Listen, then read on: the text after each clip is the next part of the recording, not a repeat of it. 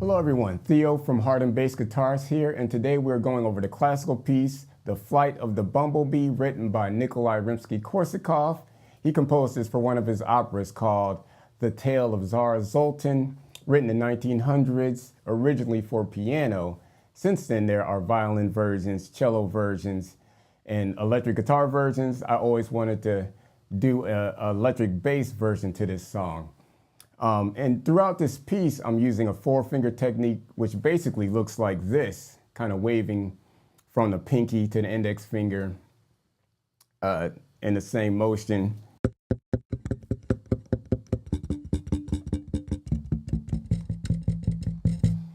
Plucking on each note. And I got the idea of doing that by watching great bass players such as Matt Garrison, who has a four-finger technique using his thumb and three fingers.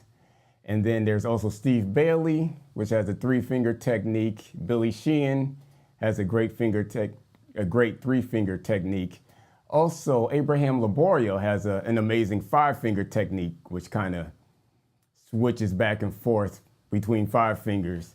So I experimented with using those techniques, but this four-finger technique is what's more comfortable for me. And I like this piece because it's a great way to practice that. And the thing I like about classical music, and this piece particularly, is that all the notes are written out clearly by the composer. So you go through the piece and you methodically add fingerings to it. And there's kind of like a scientific perfection that you'll achieve. You'll kind of slowly write out your fingerings and experiment with different things that work for you.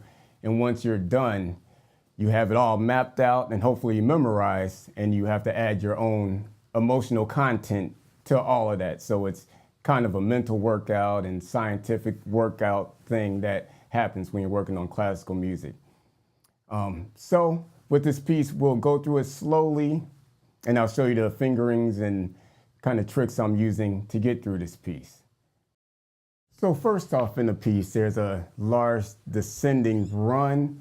And the thing I like about this run is that it actually, in parallel motion, your fingers are doing the same thing with both four fingers. So it's a great exercise of getting the feeling of that. So it goes like this.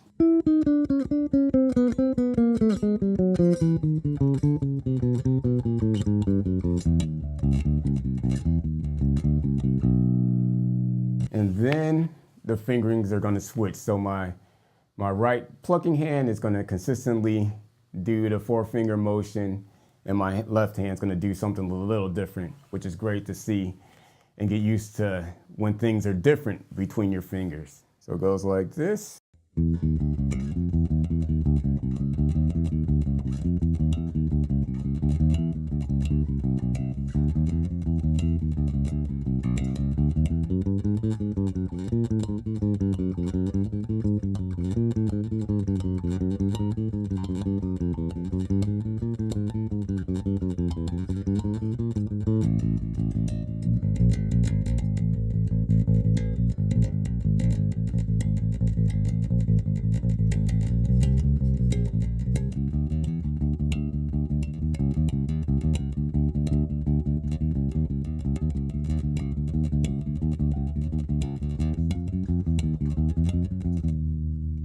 then this is nice. There's a string jump, so you got to get used to skipping the D string and going to the G.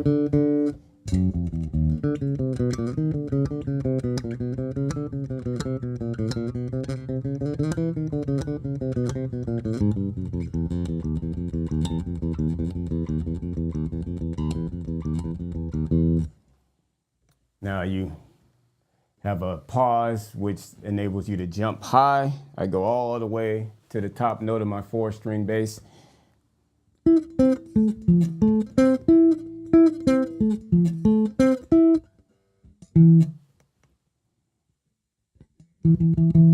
And after that, you're kind of doing the same thing you did in a lower register, just in the high register. I'm using the same strings and fingerings for that.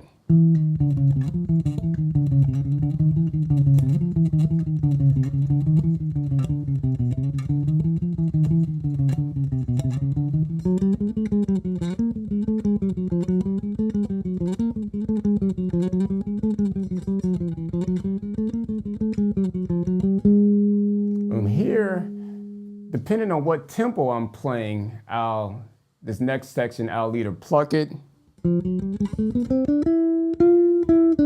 and because I only have 21 frets, I don't have this note there, so I bend up to it.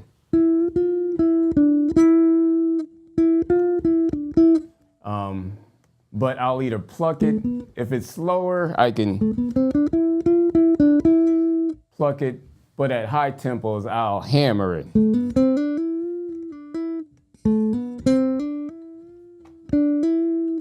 Because I have to make a jump to the next section, which is hard to do, depending on how fast the tempo is. So.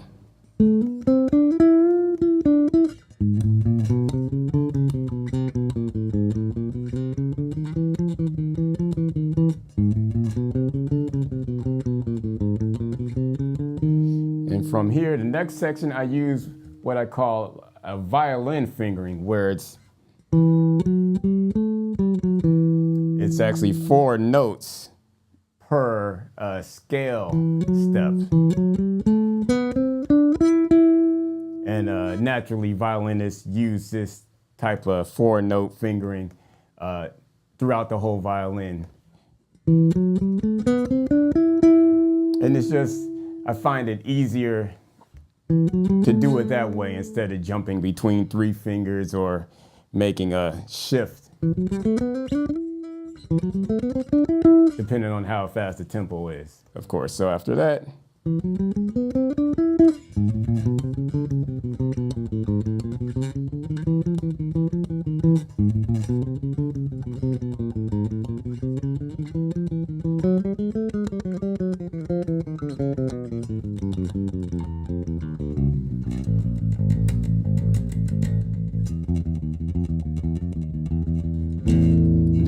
power chord there, and then there's a big descending run going after this. So I do kind of 3 shifts on the E string, and it's all chromatic, then 2 on the A string, 2 on the D string, 1 on the G, and because my notes on my 4-string run out, if you have like a 6-string, you could kind of hit them, or a 5, or if you're using a higher tuning, you can hit those high notes, but I have to jump down